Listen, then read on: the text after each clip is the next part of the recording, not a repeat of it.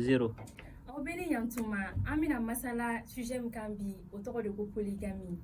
An ye invité fila sɔrɔ an ka plateau sanfɛ. CEO Gise étudiante, Aminata Damele ale ye cantinière ye. Donc an b'an ɲɛsin CEO Gise ma. CEO Gise polygamie yɛrɛ ye mun ye? Mariam, polygamie ni polygamie yɛrɛ mɛn i ka n'i sigi n'a ye k'a fɔ ko ye cɛ ka muso caman ta de. Donc polygamie ye o de. E bɛ polygamie contre la walima polygamie ka di e ye de? Bon, tiɲɛ yɛrɛ la polygamie ka di ne ye. Donc sisan nɔ an bɛ kuma di an ka invité filanan ma n'o ye Aminata Damele ye. Aminata Damele e hakilina ye jumɛn polygamie la? Polygamie yɛrɛ ye mun de ye? Bon, silamɛya diinɛ ta fan fɛ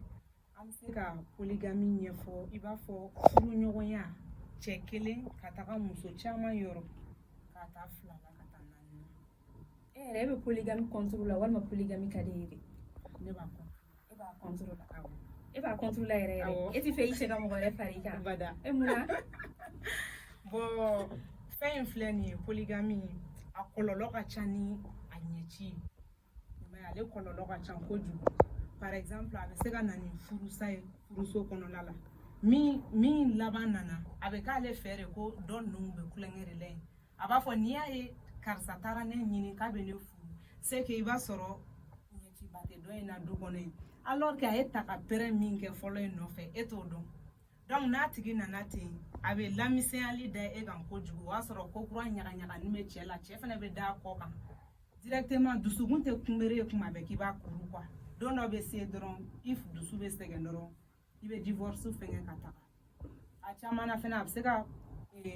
dilanna bana ninnu a b'o lacari du kɔnɔ aw ni ɲɔgɔn cɛla la n'a bɛ muso kelen na dɔrɔn muso tɔ bɛɛ b'a sɔrɔ an ka farafin cɛ ninnu ka hakilinaw la n'i ko k'u ka manani utiliser u tɛ sɔn u b'a fɔ en tant que comme furu latigɛra u cɛ ka ban u b'a fɔ de ko ne de ta y'i ye directement u bɛ bana in circuler aw bɛɛ ni ɲɔgɔn cɛ a bɛ se ka na ni aw bɛ gɛrɛnna jugu dɔw fana kɛ ɲɔgɔn na ka criminalité kow kɛ ɲɔgɔn na tuma dɔw f'a bɛ taa wolo saya yɛrɛ la parce que a b'olu kɛ ɲɔgɔn na nin tɛ mɔgɔ ta ye a dɔw la a tigi nin ka fɛgɛn dɔrɔn o bɛ k'a tigi ka ko bannen mais donc a bɛ se ka na ni o bɛɛ ye. Ok, an ye faamuyali caman sɔrɔ Aminata ka kuma na i n'a fɔ a y'a fɔ aw ɲɛna cogoya min na ale tɛ polygamie yɛrɛ de fɛ ale tɛ fɛ a cɛ ka muso wɛrɛ ta ka fara a kan maintenant CEO Gise est ce que nafa bɛ polygamie na walima kɔlɔlɔ de bɛ polygamie na? Bon, diɲɛlatigɛ fɛn o fɛn i kan ka dɔn k'a fɔ ko nafa b'a la komi kɔlɔlɔ b'a la wa an bɛ se k'a fɔ polygamie yɔrɔ la a nafa ka bon ka tɛmɛ a kɔlɔlɔ kan bon n bɛ kuma ni a kɔlɔlɔma yɔrɔ ye fɔlɔ ka sɔrɔ ka laban ni a avantage ma yɔrɔ kɔlɔlɔ bɛ se ka kɛ min ye bi na musow ka mentalité tɛ kelen ye e kalanna ne ma kalan dɔ in kalanna est ce que an bɛ se ka ɲɔgɔn ye furu kɔnɔna na mais cɛ min ye e ta o kelen de ye ne ta donc an nana cɛlasigi de kama an nana cɛladon de kama mais mun na e t'i ɲɛsin ka cɛladon ma ne ka ɲɛsin ka cɛladon ma sani e kana fɔ k'i b'a kɛ ne kɛlɛli ou bien ne k'a fɔ ko n b'a kɛ dɔ in kɛlɛli ye parce que an tɛ ɲɔgɔn ye sira la an bɛ ɲɔgɔn sɔrɔ yɔrɔ kelen min na dɔrɔn o ye cɛ in kunna dɔrɔn de a banna i m'a ye bon kɔlɔlɔ in fana kɛlɛmisɛnnin ka ca kɛlɛmisɛnnin dun filɛ nin ye a bɛ cɛ ka du la nagasi ka di a ma muso yɛrɛ de filɛ que ça soit dans la polygamie ou dans la société muso yɛrɛ jɛkulu mana fara ɲɔgɔn kan yɔrɔ o yɔrɔ la a tɛ taa kɛlɛmisɛnnin ni kuma caman caman kɔ i m'a ye donc o yɛrɛ man ɲi cɛ ka du fanga tagabolo ma mais ni cɛ y'i jɔ a place la a ka ca ala fɛ a bɛ ɲa n'a y'i tile sariya kɔnɔna na musow ni ɲɔgɔn cɛla la k'u lafaamuya k'u lasigi ka kuma u fɛ a ka bɔ ala bolo o bɛ ɲɛnabɔ maintenant min ye a avantage ye c'est que maintenant an ye mɔgɔ 2 ye du kɔnɔ an ye mɔgɔ 3 walima an ye mɔgɔ 4 ye bana mana cun dɔ kan dɔ mana na voyager ou bien fɛn mana na kɛ dɔ minnu bɛ yen nɔ ou bien kelen ka to yen nɔ o bɛ se k'i occuper cɛ la sani tɔw ka na a bɛ se ka cɛ ka magoɲɛci caman k'a ye mais ni muso kelen b'a kun e mana na taa voyage la i b'i cɛ bila k'a bila kojugu de la parce que e cɛ yan nɔ a bɛ bɔ kɛnɛma a bɛ taa ɲini a bɛ e kunna k'e bɛ monogamie na alors que e taalen no voyage la e cɛ bɛ ka polygamie ko kɛ e kɔfɛ yarɔ a tɛ bɛn donc o kelen de don ani fana musow ka denko yɔrɔ fanfɛla la parce que polygamie yɛrɛ kɔnɔna na musow ka ɲɔgɔn sɔrɔli a bɛ sɔrɔ a caman bɛ sɔrɔ denko de la parce que fɔlɔ anw yɛrɛ ka culture la ni muso 3 bɛ cɛ bolo par exemple muso fɔlɔ den bɛ di filanan ma sabanan den bɛ di fɔlɔ ma ainsi de suite donc e t'i den lamɔ ne tɛ n den lamɔ mais e bɛ se ka juguya kɛ ne ta la cogo di ka sɔrɔ e den bɛ ne bolo n'i y'a kɛ n ta la n b'a k'i ta la donc c'est ça comme ça an ye faamuyali caman sɔrɔ se ka kuma na maintenant an y'a jateminɛ k'a fɔ ko yɛlɛma donna fɔlɔ polygamy ani sisan polygamy i bɛ se k'i da don o yɛlɛmaw na k'o ɲɛfɔ an ɲɛna dɔɔniya. yɛlɛmaba donna u cɛ parce que fɔlɔ ta la an b'a ye k'a fɔ fɔlɔ cɛ ninnu u kun jɔlen b'u cɛya jɔyɔrɔ la kosɛbɛ kosɛbɛ parce que k'a da mun kan u tun bɛ muso ninnu bɛɛ kɛ kelen ye u tun bɛ muso ninnu bɛɛ minɛcogow kɛ kelen ye mɔgɔw ɲɛna hali k'a sɔrɔ dusukun na ne kelen de ka d'a ye kosɛbɛ ka tɛmɛ tɔ ninnu kan